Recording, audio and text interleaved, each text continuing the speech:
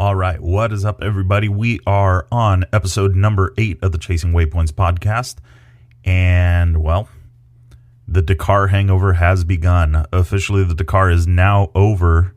As of yesterday, all the teams are starting to fly back. I saw Mr. Brabeck was in Dubai already on his way home with that second-place trophy.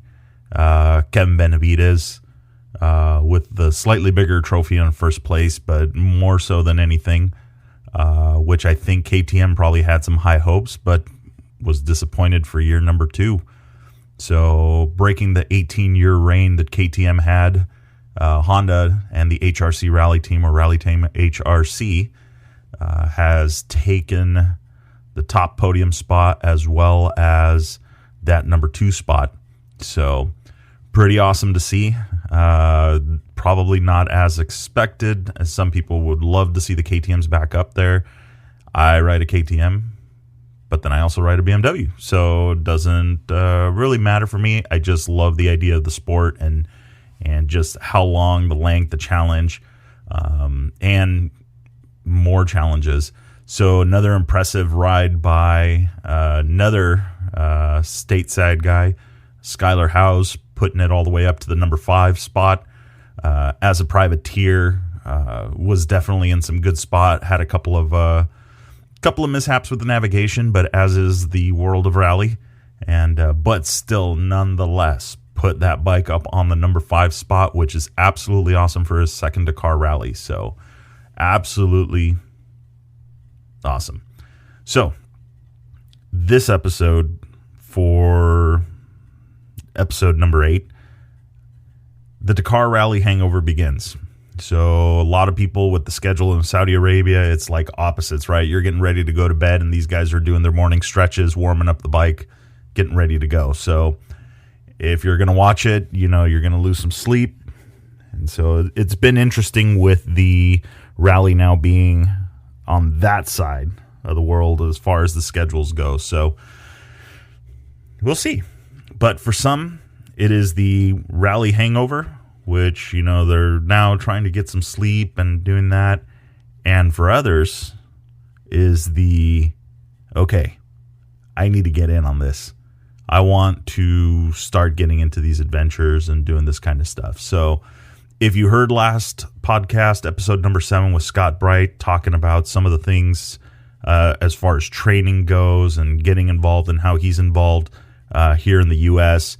with helping train riders, a couple of no-names like Andrew Short, you know, and who else? There's a couple other people that he has helped, you know, same, I believe that was also with Mark Samuels as well. So another no-name on a motorcycle, and I say that with every bit of sarcasm. Couldn't catch those guys even if they were only allowed to go to second gear. It's horrible. But anyway, this is going to be one of the episodes that I want to lead off with this whole series and what I'm working on with Chasing Waypoints on the website and on the blog and these podcasts is, okay, here is a roadmap. So you've got 2 rallies here in North America that can be considered on par with what you're seeing over in Dakar. Dakar has a lot more rules. They're a lot stricter than the rallies that are here on our side. But even though they're both hosted in Mexico, but, you know, they're within reach. There are very similar to where you're using road books. You have liaisons, you have start times and that kind of thing. The penalties are similar. You're navigating waypoints. And with the added benefit that Baja Rally is also doing an enduro comp class where you don't necessarily have to read road books or know how to read road books to participate in it. So in this episode, because this is getting to be a long intro, in this episode we're going to talk about the mindset. What are we here for? So Rally Raid is the word of the day, the word of the episode. And we're going to talk more about it and what the Rally Raid stuff is. So, without further ado, here comes the episode. Okay, so Rally Raid. that is what this episode is going to be about today. The term rally raid.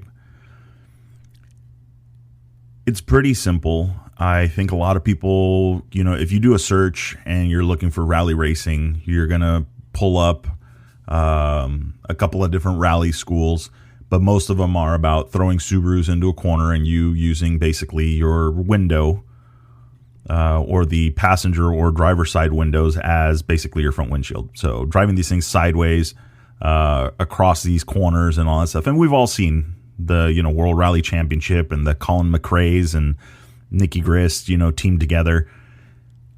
The rally racing that they do versus what cross-country rally is or rally raid is similar, except for the fact that the stage is not 20 kilometers long or 30 kilometers long. It's 600 kilometers long. It's 500 kilometers long. It's, it's some mileage, right? And for those playing the home game, kilometers rules as far as rally raid and rally and pretty much a lot or most of the rest of the world.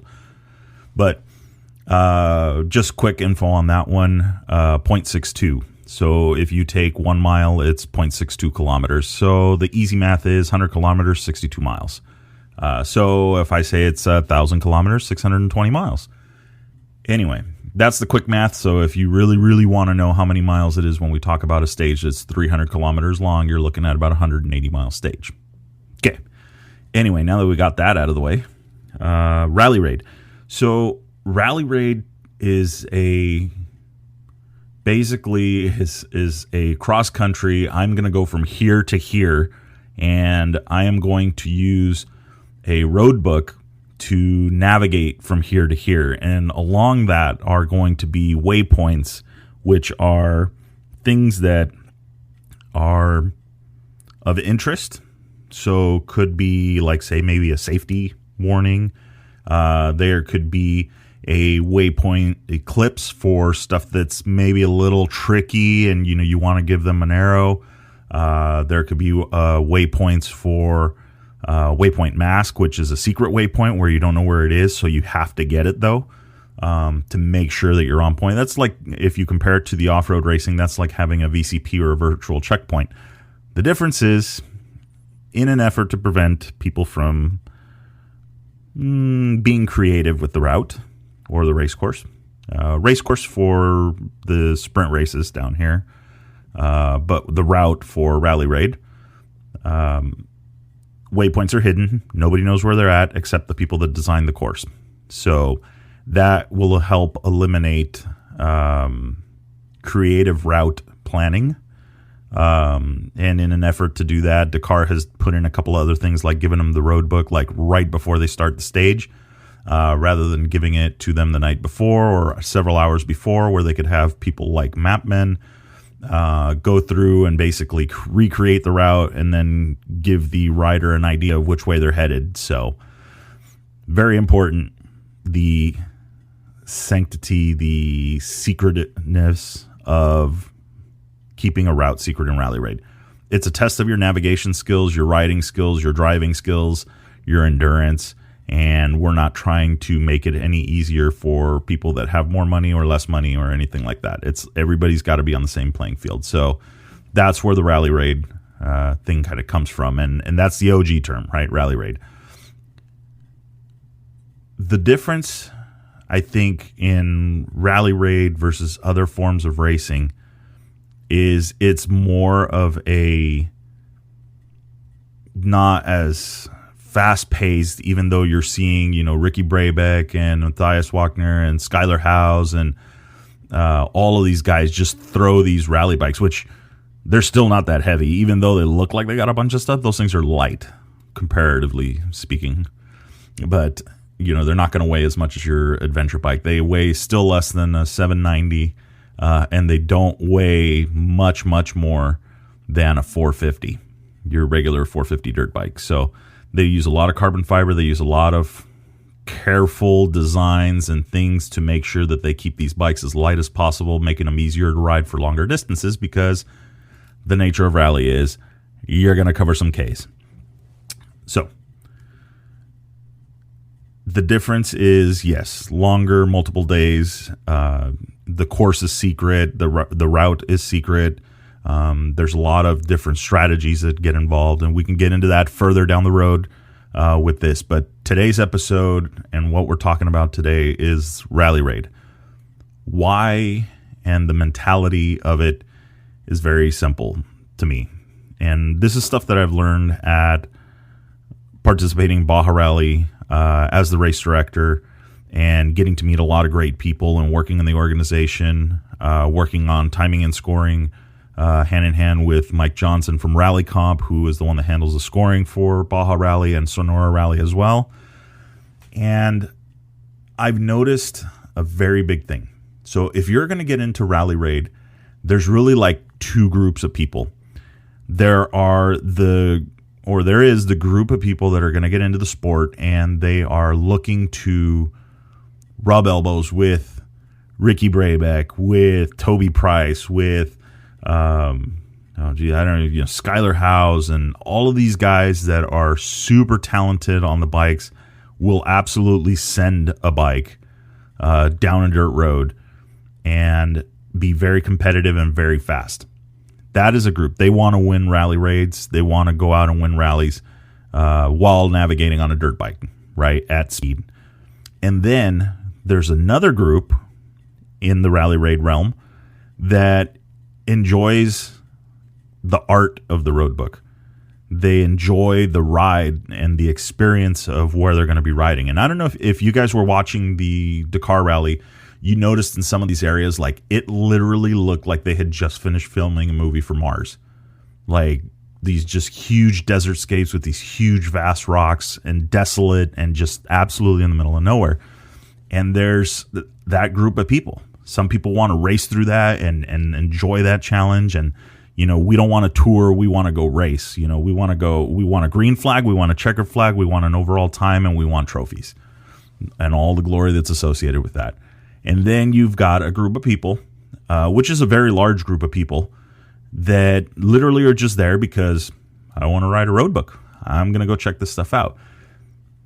And it's important to have both groups, and each has their merits. But I think for a lot of people, when you're going to get into the sport, is you have to set a realistic expectation of what you're here to do. And you're going to train differently if you're here to be competitive. You're going to train differently if you are here to basically do the tour and just check out these routes and see these places.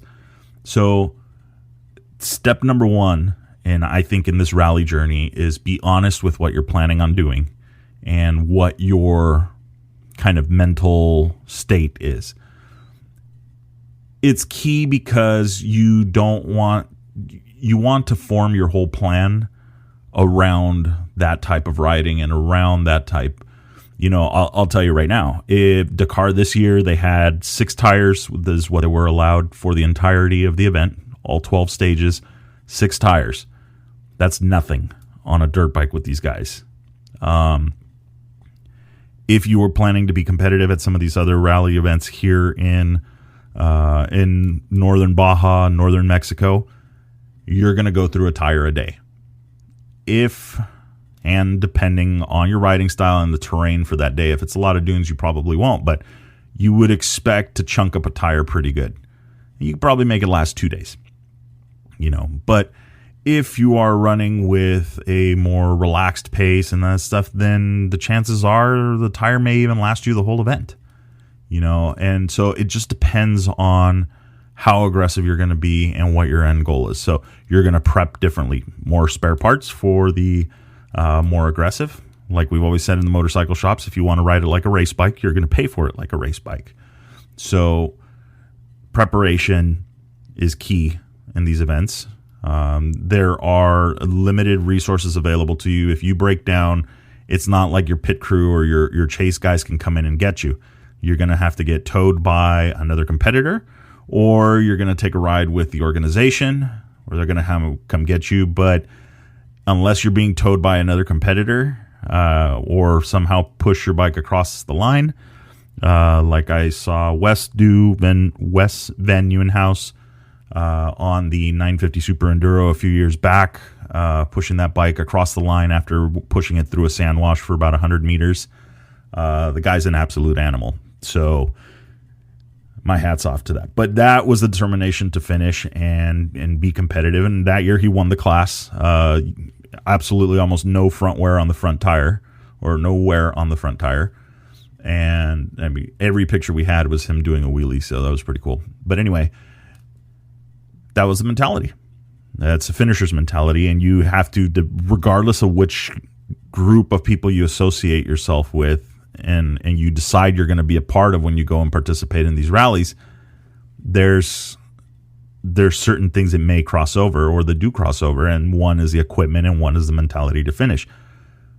To put it into perspective, these guys, the last stage of the Dakar Rally was 139.5 miles.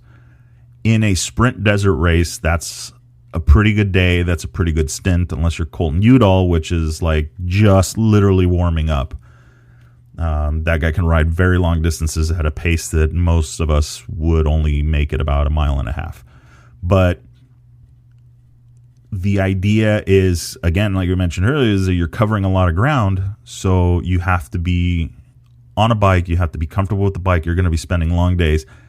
More often than not, it's like racing a 200-mile desert race every day for the entirety of the event.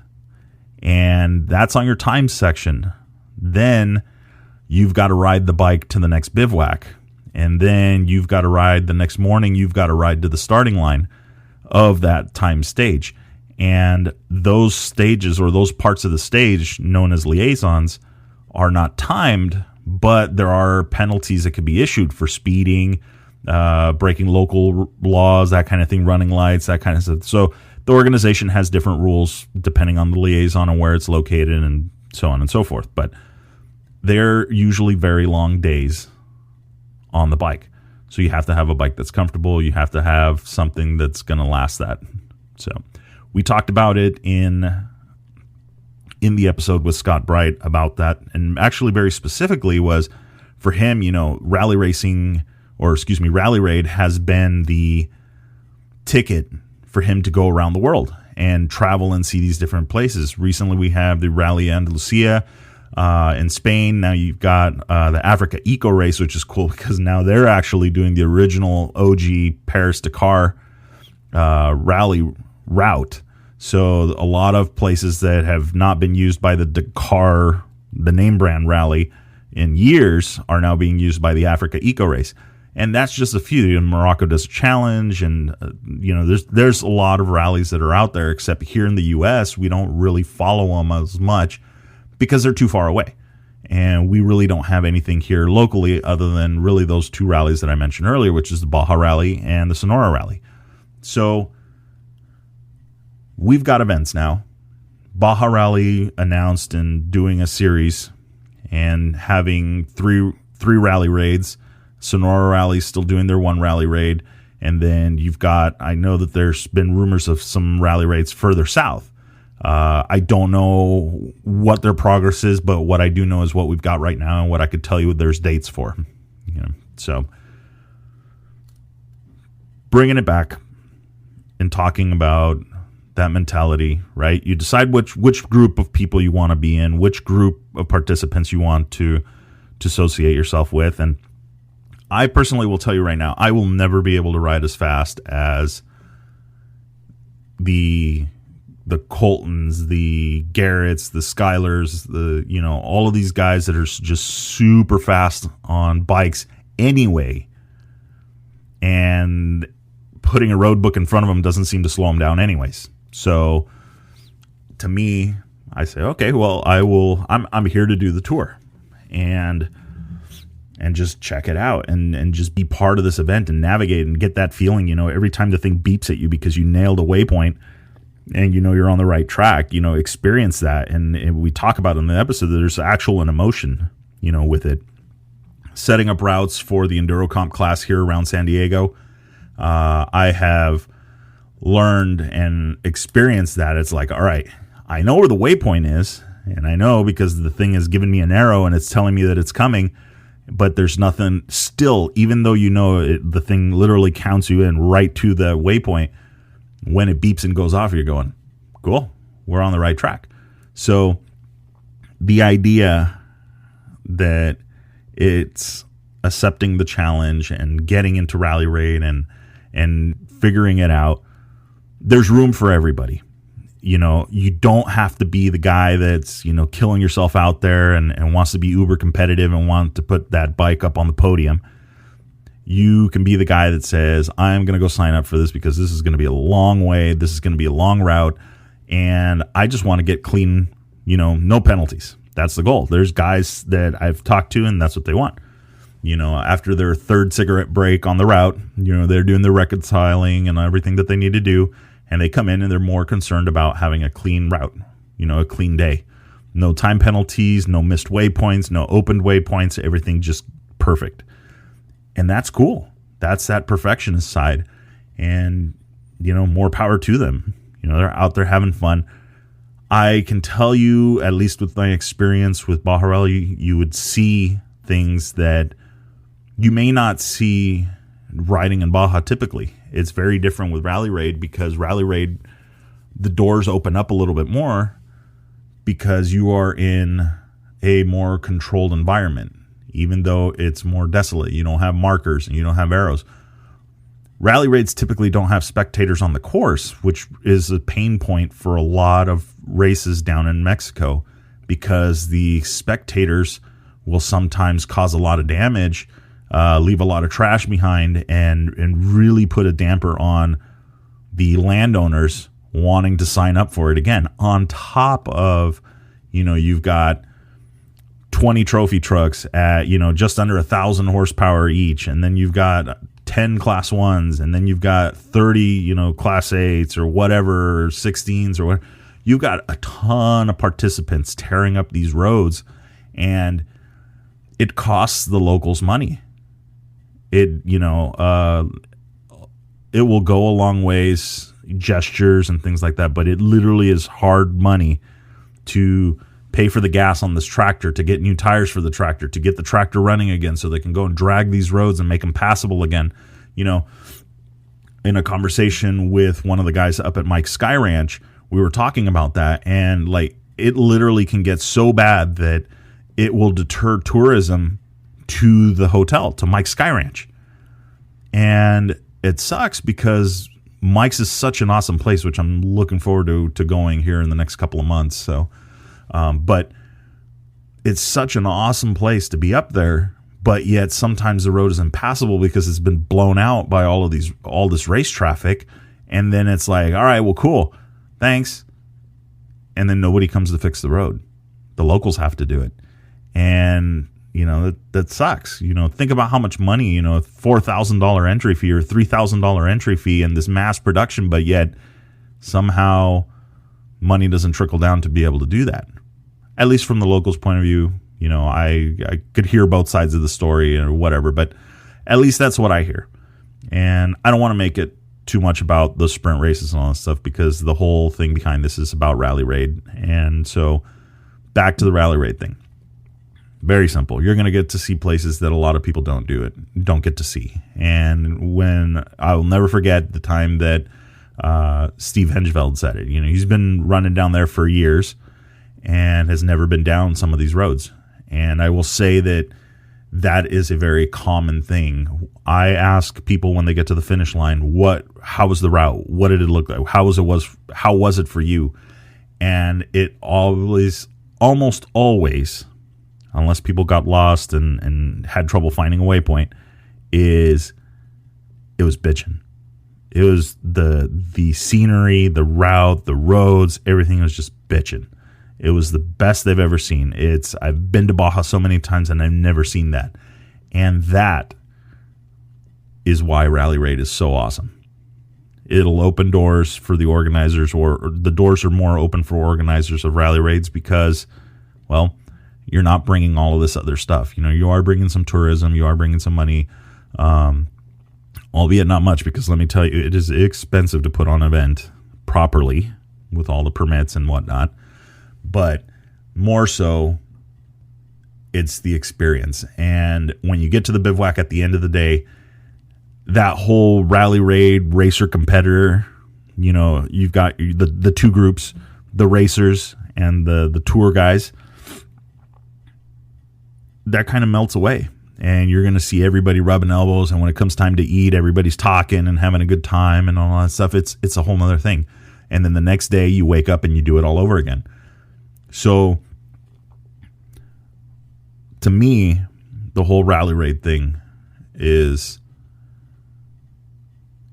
a way to go out, be competitive in a level playing field for everybody, and at the same time meet a bunch of great people, have a bunch of fun, and just I even think to the point of saving money. Yeah, you might have to be gone a little bit more at a time, but a lot of these top guys anyway are going down for these sprint races in Baja for a week just to go practice, and then they're going to go race for actually 2 days. Well, imagine racing 5 days. Or this year, Baja Rally announced it's going to be racing 6 days. So the 6-day Baja Rally.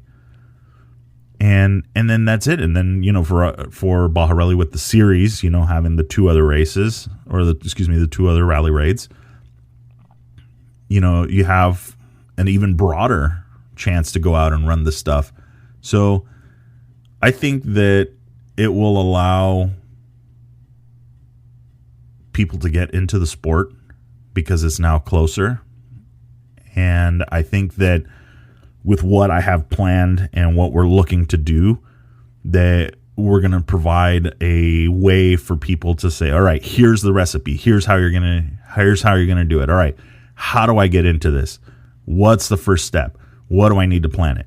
And my goal is to answer those questions, help people get into the sport. And we've got a lot of great people that are resources. Scott Bright, number one. I told him, hey, I want to do an episode. This is what I want to do.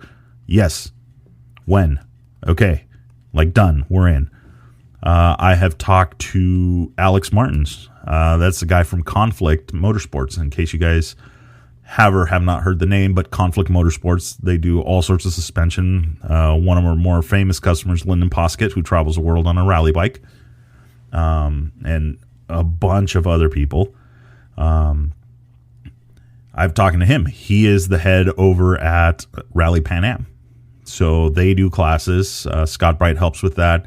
They help support rally raids for competitors to go out and participate in these rallies. And it's just, there's so many resources here in the States, but I don't think we've put together a roadmap to get people there. And then, and with that, along with that, is okay, well, we've got training handled, but then, all right, well, where do you get your equipment? Well, Rally Moto Shop, and talking with Matthew Glade, and he's the equipment guy. He's the guy to get the parts from, to make this happen. They have a lot of great products. You've got Moto Minded also coming on and stepping into this arena. I've seen a few of their towers and things that they've done. There's a bunch of resources out there, except they're not all in one place, and they take a lot of digging to get to sometimes. So the idea is, let's figure out what we're going to be doing, and then let's get that roadmap. And there's going to be, there's an easy way. I'll give you guys the easy way right now. You can talk to one of the companies like Monkey Business, or Baja Dad Race Prep, and get a fly and ride package put together. And hey, I just, I don't want to invest in a bike. I don't want to do this stuff. I can ride and all that, but I just want a bike that's purpose built and ready to go for this. All right. There's the team. They take care of the bike. You basically show up, do your morning stretches, jump on the bike is ready. And so there's a ton of ways to get into this and to do it. And the goal is to lay it all out. And let's see how far we can help people get. There's a lot of dirt bikes. There's a lot of things that are out there that could sign up for this. It could make it happen, but just don't know where to get started. So, like I said, we're going to try and help make that happen. So, in closing, and getting ready for the first Baja Rally, the series opener, which is going to be in San Quintin in May, 21st through 23rd. There is some quick stuff to get ready, right? So if we're looking at getting ready, we're going to need a class, we're going to need a bike, and we're going to have to figure out how much money this is going to be. So we'll come up with a game plan. We'll work on that in one of these episodes here, probably coming up really, really soon. And we'll just throw together a plan. And for the people that are interested in doing it, there's going to be some helpful pointers. You have the bike already, or if you don't, you might be looking at getting a bike. Well, there's a ton of stuff out there, and we can help kind of point you in the right direction. We're going to talk, like I said, we're going to talk to the equipment guy, Matthew Glade, and I'm sure he'll be able to set some ground, not rules, but some groundwork in there, and then also what's popular and what to do and that kind of thing, and we'll see where it goes. But again, the idea is to help people and to help people get into the sport. I think it's growing. It has been growing. I know that there's more interest in it, especially now that the Americans, us Americans, are doing much better at the Dakar, which was primarily, French and German and Australian, and we're upsetting the balance, right? So I think that this is going to be pretty awesome. So anyway, all right. So in closing, for episode number 8, very simple, is Rally Raid and deciding what you are here to do. And if you don't know, great. Get the stuff, buy the stuff, go try a Rally Raid, and if it doesn't work out for you, take the stuff off the bike, sell it. You'll probably get about the same amount of money out. You're not really going to lose on it because there's a ton of people out there that are interested. So that was something that Scott Bright mentioned in the previous episode number 7. If you haven't listened to that, go on back and take a listen to that one. But right now, you should be thinking, all right, this is where I want to be, and I am ready to take the first step, and it's not that many steps to get into a rally. So we'll talk about that in future episodes here, in the next few episodes. But in the meantime, if you haven't already, like, subscribe, share this podcast with your friends. And if you've got questions, feel free to hit me up on any of the social medias. Just search Chasing Waypoints, and you will find me there on Instagram, ChasingWaypoints_official, and then also on YouTube and the Facebook, as long as they're still around. You can find me there on Chasing Waypoints, or as Chasing Waypoints. So anyway, hope you guys like the episode.